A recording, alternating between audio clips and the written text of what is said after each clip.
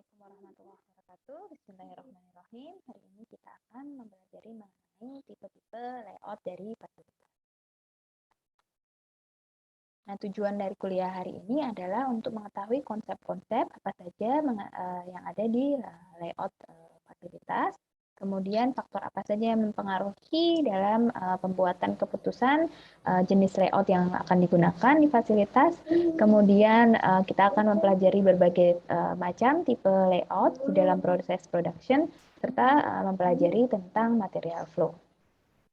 Jadi hari ini merupakan isi dari kuliah hari ini, yaitu tentang facility layout-nya, tujuannya, faktornya, serta tipe-tipe facility layout. Apabila kita membicarakan tentang facility layout atau layout dari sebuah fasilitas, itu merupakan suatu proses arrangement atau penentuan dari kebutuhan-kebutuhan untuk produksi gitu ya, baik untuk delivery of goods maupun delivery of service. Jadi kan kemarin minggu lalu kita sudah belajar bahwa fasilitas itu kan entity dari bisnis gitu ya, dari suatu economic activity. Nah, di fasilitas itu ada beberapa bagian atau part-part termasuk misalnya mesin tools, work center atau workstation, kemudian manufacturing cell apabila kita membicarakan tentang cell manufacturing, ada department, ada warehouse dan lain sebagainya. Nah, tujuannya apa pada saat kita berusaha melakukan organisasi atau organizing dari layout gitu, arrangement layout suatu fasilitas adalah tujuannya supaya kita bisa mendapatkan yang paling efisien gitu, cara paling efisien sehingga objektif dari economic activity-nya nanti bisa tercapai gitu. Jadi kita organize tools, kita organize equipment, kita organize workstation atau work area, di mana tujuannya nanti bisa jadi untuk menurunkan production time, bisa jadi untuk memaksimalkan profit dan menurunkan production cost-nya. Gitu ya. Jadi kita inginnya kalau dengan facility layout itu akan ada sense of unity gitu. Jadi semua unit itu mengetahui bahwa oh faktor tujuannya company ini apa ya gitu. Oh minimizing cost sehingga tiap-tiap unit yang ada itu akan berusaha semaksimal mungkin untuk achieve goal-nya.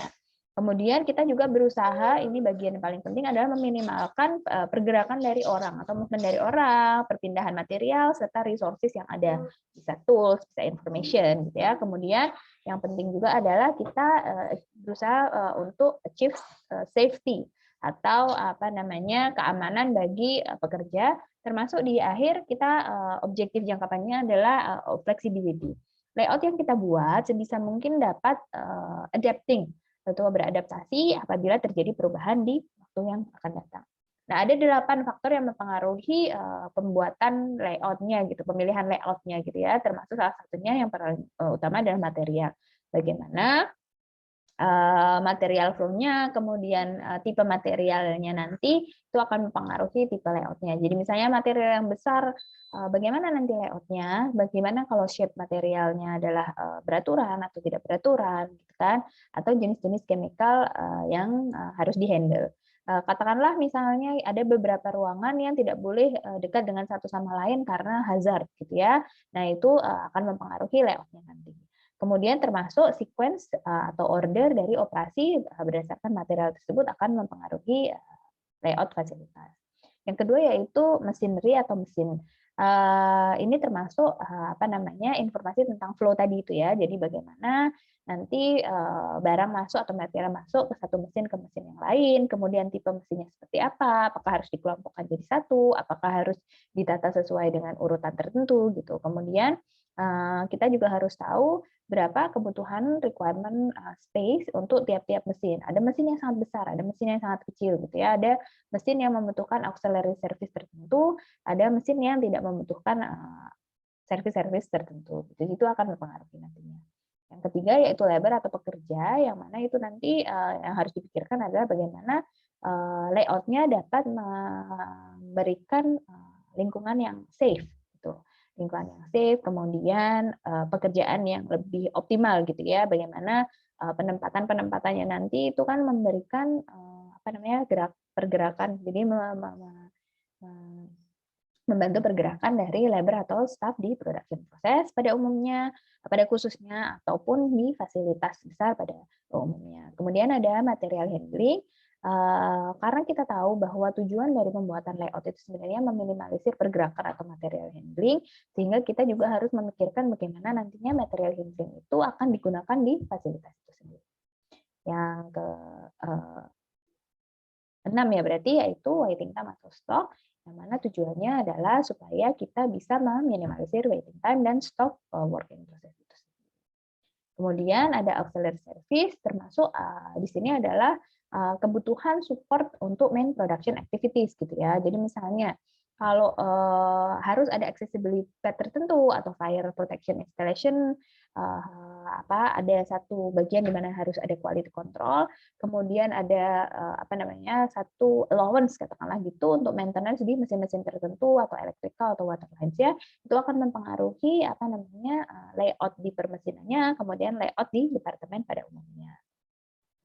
Kemudian building-nya sendiri itu harus menyesuaikan facility-nya, itu akan menyesuaikan keadaan building atau infrastruktur yang sudah ada, serta konsiderasi tentang future change gitu ya. Basically kalau kita berusaha pengen fleksibel mungkin facility-nya, kita juga harus memikirkan future change ya. Jadi katakanlah jangan sampai kita membuat satu layout fix dan tidak bisa diubah gitu ya, karena kita tidak memikirkan ke depannya seperti apa.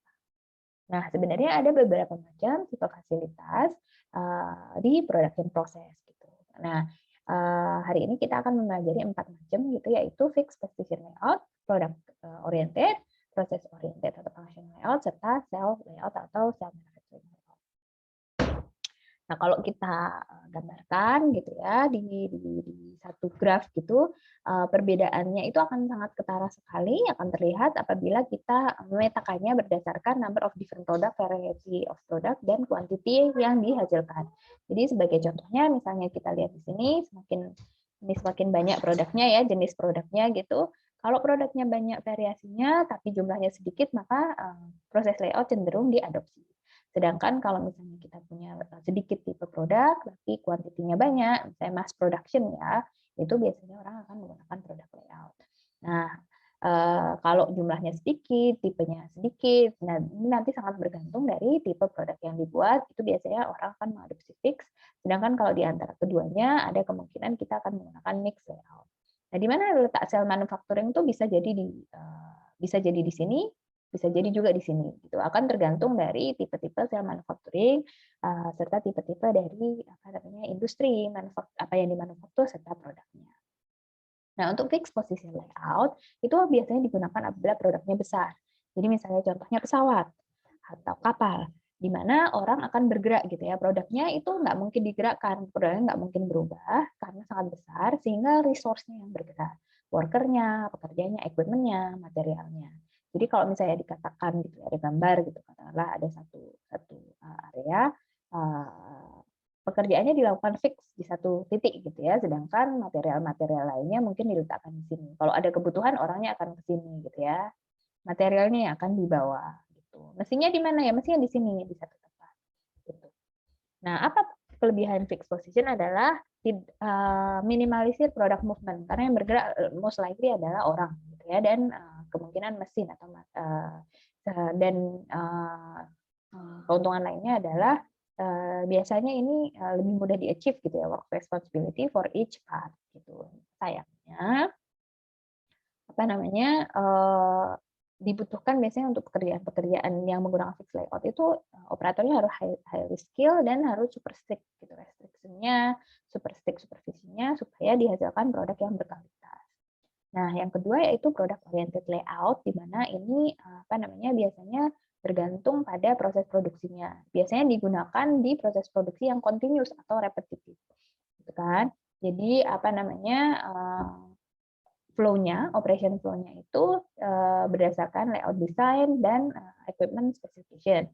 Dan ada kalanya repetitive flow kalau kita menggunakan assembly line, biasanya untuk di assembly gitu ya, bukan di pembuatannya. Nah, di plan layout ini biasanya mesinnya diletakkan sedekat mungkin dengan yang lain gitu. Kalau untuk yang product oriented layout gitu, sesuai dengan sequence manufaktur dari produknya. Nah, untuk product oriented layout itu sebenarnya akan tergantung dari jenis produknya. Jadi katakanlah produk A, produk B gitu ya. Nah, nanti mesinnya akan dedicated gitu, lainnya dedicated. Biasanya in single row, mesin X, Y, Z gitu ya. Untuk B misalnya urutan prosesnya adalah Z, Y, X gitu, itu sendiri-sendiri masing-masing. Nah, untuk product oriented layout, advantage-nya apa? Biasanya karena mesinnya berdekatan, material handling activity-nya biasanya bisa diminimalisir. Kemudian karena dia continuous, gitu work in process-nya biasanya lancar gitu ya, di mana manufacturing time-nya bisa minimum dan biasanya cost production-nya tinggi karena memang mass production. Namun tidak ada fleksibilitas di production prosesnya. Kenapa? Karena kita bisa lihat di sini ya, peletakan mesinnya itu sangat fix gitu, dedicated to actually one particular product. Yang mana sebenarnya akan jadi masalah kalau misalnya produknya berganti gitu kan, berarti harus berubah lagi. Kemudian tiap-tiap produk kan punya mesin sendiri-sendiri yang mana itu membutuhkan high capital investment gitu ya, high capital investment dan apa namanya kalau satu mesin rusak ya apa namanya produknya bisa jadi tidak bisa berjalan proses produksinya. Ini contohnya ya product oriented layout. Kalau misalnya satu produk gitu ya, jelas lainnya gitu in out itu untuk masing-masing mesin. Kalau misalnya membutuhkan mesin banyak, ada kemungkinan dia harus dibuat double gitu ya, berkali-kali. Meskipun ada kemungkinan dia bisa backward, artinya dikembalikan lagi ke mesin semula, tapi biasanya itu jarang terjadi karena akan mengganggu proses produksi. Nah, ini misalnya contohnya kalau beberapa jenis produk A, B, C, di mana tiap-tiap mesin dedicated untuk line produksi produk tersebut. Gitu. Kemudian yang ketiga yaitu proses oriented layout atau functional layout, di mana dipakai untuk produk-produk yang dikerjakan secara batches. Artinya jumlahnya nggak terlalu banyak, tapi variasinya banyak. Nah, kalau variasinya banyak, misalnya kalau kita mengadopsi yang produk tadi, produk oriented, apa yang terjadi? Kita butuh banyak sekali mesin. Sehingga apa namanya untuk produk-produk yang variasinya banyak, namun jumlahnya sedikit, kita bisa menggunakan proses oriented, di mana personal and equipment perform the same function di satu area, gitu ya. Kemudian areanya itu dedicated untuk satu jenis mesin, kemudian pergerakannya ya berubah sesuai dengan sequence dari produk yang diinginkan. Advantage-nya apa? Advantage-nya adalah supervisinya mudah, karena satu mesin tertentu ya didedicated di satu departemen tertentu, satu area tertentu. Kemudian cukup fleksibel, jadi kalau misalnya ada harus ditambah mesin ya tinggal ditambahkan mesin di ruangan tersebut. Apabila harus dikurangi ya tinggal dikurangi. Sayangnya karena banyak produk dan penempatan mesinnya berdasarkan dari jenis mesinnya, high material transfer, high happen, jadi sangat tinggi gitu ya. Kemudian harus hati-hati dengan pergerakan orang dan pergerakan barang karena apa namanya tipe layout ini biasanya job activity ordernya banyak gitu. Ini contoh dari proses oriented layout. Dari misalnya katakanlah ada lead department, ada milling, ada drilling, kemudian grind, receive, shipping, painting, kemudian dari assembly. Jadi katakanlah kita punya 3 produk gitu ya, produk A gitu. Produk A katakanlah ke grinding dulu, ke lead, kemudian ke mill, ke drilling, ke painting, ke assembly, gampang ya. Kemudian ke shipping. Tapi katakanlah ada produk B dari grinding, nanti harus ke milling, dari milling ke lead, lead ke drilling, drilling balik lagi ke lead gitu ya, dari lead ke painting, painting ke assembly gitu. Ada sangat sangat banyak kemungkinan gitu kan. Misalnya ke lead, lead ke milling, milling ke lead lagi, dari situ ke drilling, drilling ke painting, painting ke assembly. Nah, bayangkan kalau misalnya yang kita kerjakan adalah 10 produk atau bahkan 20, 100 produk gitu ya, itu akan banyak sekali pergerakan. Nah, yang keempat yaitu work cell layout atau cell manufacturing. Apa work cell layout itu adalah sebuah cara di mana kita arrange layout berdasarkan group of equipment yang unitnya sama atau family of product item gitu. Jadi biasanya kalau work cell ini bisa jadi dia lebih condong ke product oriented yang mana dia lebih efisien, tapi bisa jadi dia condong ke proses oriented, benar-benar tergantung dari apa namanya jumlah family item yang sama, kemudian tujuan dari fasilitas itu sendiri gitu ya. Nah, biasanya pokoknya dia di grup berdasarkan same karakteristik. Jadi katakanlah kita punya produk A, B, C, D, terus produk A punya part A1, A2, A3 gitu kan. Kemudian B1, B2, B3 dan seterusnya. Kemudian A1 sama B1 tuh produknya hampir sama, partnya hampir sama. C1 hampir sama dia, kita bisa grupkan gitu. Dianggap jadi sel satu gitu ya. Kemudian misalnya katakanlah A2, B2 itu dianggap karena produknya hampir sama dianggap sel 2. Seperti itu.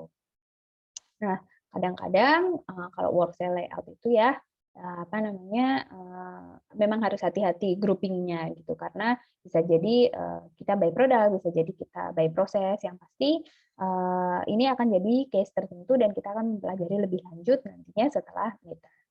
Apa keuntungan dari Korsel adalah dia high utilization mesin. Mesinnya bisa dipakai dengan lebih baik gitu ya, tanpa apa namanya kita perlu pusing memikirkan apa production cost-nya gitu ya. Dan dia cenderung lebih fleksibel dibandingkan produk layout gitu.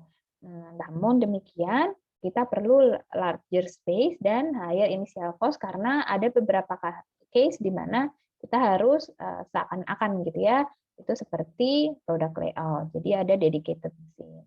Gitu. Nah, yang perlu diperhatikan adalah tidak semua industri atau produk bisa dibikin dengan work cell layout atau cell manufacturing layout.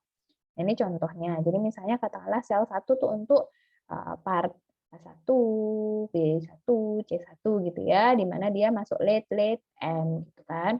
Kemudian misalnya katakanlah sel 2 itu dikhususkan untuk produk misalnya A2, B2 gitu, dan lain sebagainya.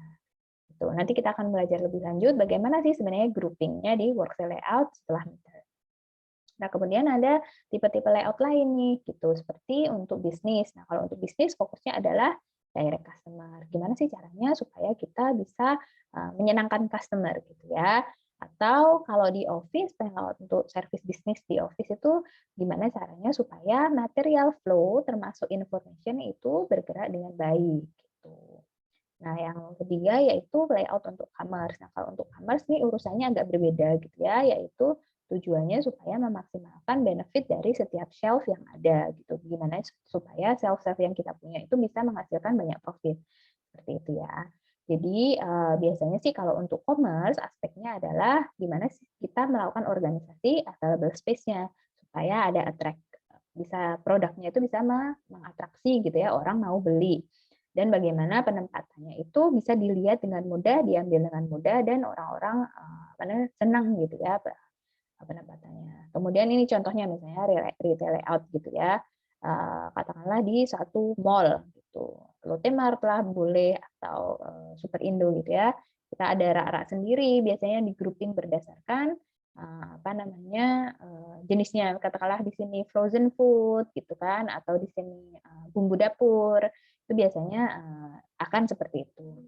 Itu tipe grid ya, rectangular atau freeform. Biasanya supaya orang lebih gampang melihat, atau tipe butik gitu. Butik itu biasanya sesuai dengan individual shopping area. Nah, biasanya kalau tipe butik itu untuk retail pakaian gitu ya, terutama high end. Nah, kemudian ada plan layout yang spesifik untuk warehouse. Nah, kalau untuk warehouse tujuannya apa? Tujuannya adalah memaksimalkan space sekaligus mengurangi material handling cost karena akan banyak sekali cost-cost yang ada di warehouse itu sendiri. Nah, kalau misalnya misalnya contohnya ini ya, katakanlah shipping receiving dari tempat yang sama, kemudian dia harus ngambil dari satu staging area, harus ngambil dari satu rak, kemudian ngambilnya sesuai zone-nya gitu. Nah, biasanya case-case di warehouse itu adalah bagaimana sih sebenarnya kita menempatkannya, siapa yang masuk ke rak dalam, siapa yang masuk di rak luar gitu, tergantung dari customer ordernya. Ya, kalau customer ordernya sedikit-sedikit tapi banyak, nah itu biasanya yang akan menaikkan cost. Kemudian kita hari ini juga akan belajar mengenai flow atau material flow di departemen. Nah, material flow itu ada macam-macam. Ada yang within department, artinya dalam departemen. Jadi katakanlah ini mesin A, ini mesin B gitu ya.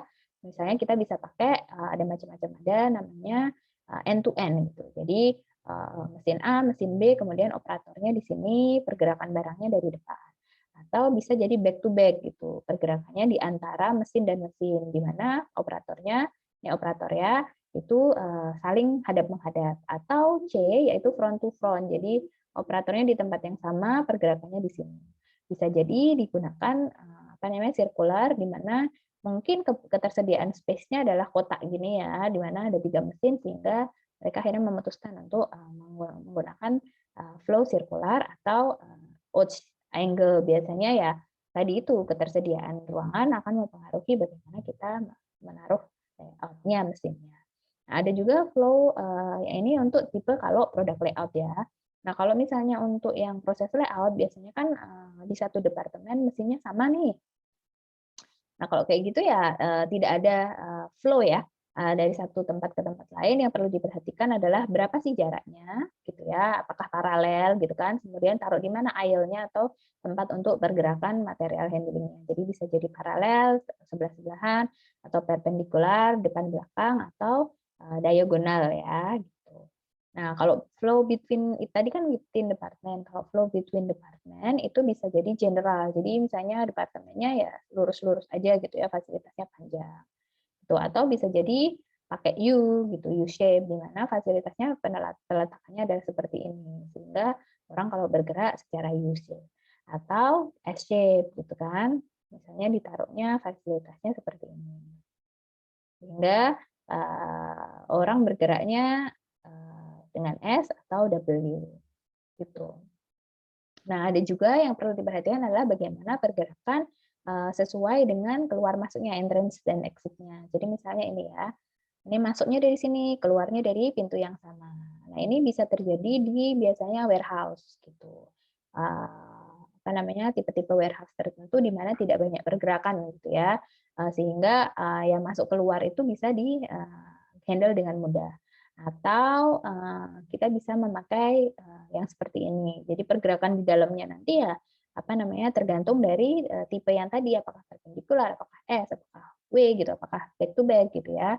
Kemudian bisa jadi dia dari tempat yang adjacent gitu, on adjacent side. Jadi ini kan adjacent ya, sebelahan. Atau misalnya dari sini keluar di sini gitu, itu juga adjacent. Atau bisa on the same side gitu, tapi pintunya beda. Jadi ada 1, 2 pintu gitu. Seperti ini ya, masuknya dari sini, keluar dari sini. Atau dari opposite side. Nah, mana yang lebih baik gitu ya. Jadi katakanlah misalnya habis setelah ini masuk ke departemen berikutnya ya mungkin seperti ini lebih bagus di mana ada pintu yang paling terhubung gitu. Atau misalnya kalau pergerakan materialnya cuma di sini kemudian masuk keluar gitu di pintu yang sama karena misalnya shipping dan receiving-nya receive-nya dan shipping-nya di tempat yang sama mungkin same site mungkin lebih baik. Nah, bagaimana memilih flow planning gitu ya. Jadi yang pasti kita memilihnya adalah harus bisa dimulai dari within workstation, kemudian within department, serta kemudian kita memilih flow within department. Oke, untuk hari ini begitu saja mata kuliah hari ini. Semoga bermanfaat bagi kita semua. Assalamualaikum warahmatullahi wabarakatuh.